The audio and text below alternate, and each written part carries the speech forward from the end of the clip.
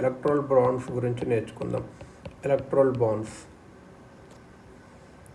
Electoral బాండ్స్లో ఏం జరిగింది అంటే,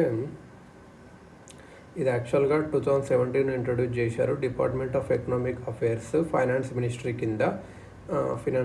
కింద ఒక ఎస్బీఐ మాత్రమే ఇష్యూ చేయొచ్చు. ప్రజెంట్గా మల్టిపుల్స్ ఆఫ్ 1000 ఇది యాక్చువల్గా ఇప్పుడు బ్లాన్ చేశారు. సుప్రీంకోర్టు 10,000 ఇంకా అలా 1 lakh, 10 lakh, 1 crore వరకు వేసుకోవచ్చు. ఇది ఎప్పుడంటే ఇది 10 days at the start of each quarter, అంటే జనవరి, ఏప్రిల్, జూలై, అక్టోబర్ 10 days at the start of quarter ఉండే. అంత నాట్ ఇంపార్టెంట్, ఎందుకంటే ఇప్పుడు ఇది తీసేశారు. ఎలక్ట్రల్ బాండ్స్ అనేది సుప్రీంకోర్టు తీసేశారు.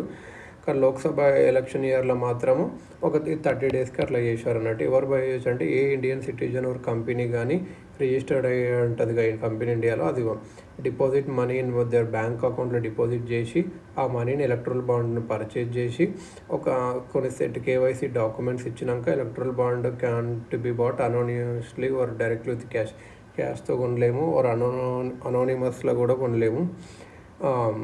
ఎలక్ట్రల్ బాండ్స్ అనేది రిజిస్టర్డ్ పొలిటికల్ పార్టీకి డినోట్ చేయొచ్చు. రిప్రజెంటేషన్ ఆఫ్ పీపుల్ యాక్ట్ 1951 ప్రకారం, which has secured 1% oats fold in last Lok Sabha are Vidhan Sabha.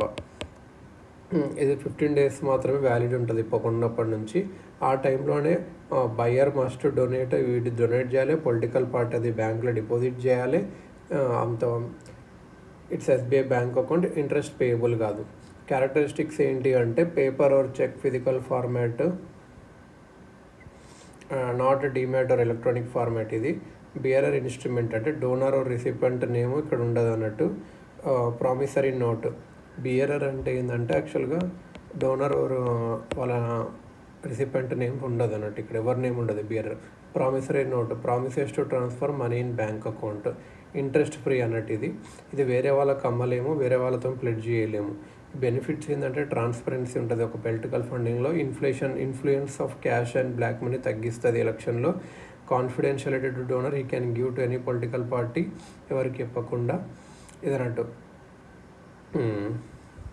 కాకపోతే ఇప్పుడు సుప్రీంకోర్టు ఇది బ్యాన్ చేసింది, ఎందుకంటే దీనివల్ల ఇల్లీగల్ చాలా లాసెస్ అవుతున్నాయి అని చెప్పి. కొన్ని అడ్వాంటేజెస్ ఉన్నాయి, కాకపోతే లైక్ గవర్నమెంట్ ఏ కంపెనీకి అయితే కాంట్రాక్ట్ ఇస్తుందో వాళ్ళు మాత్రమే డొనేట్ చేస్తుంటారు. అలా చాలా విషయం సుప్రీంకోర్టు 2023లోనేమో బ్యాన్ చేసింది ఎలక్షన్స్కి ముందు.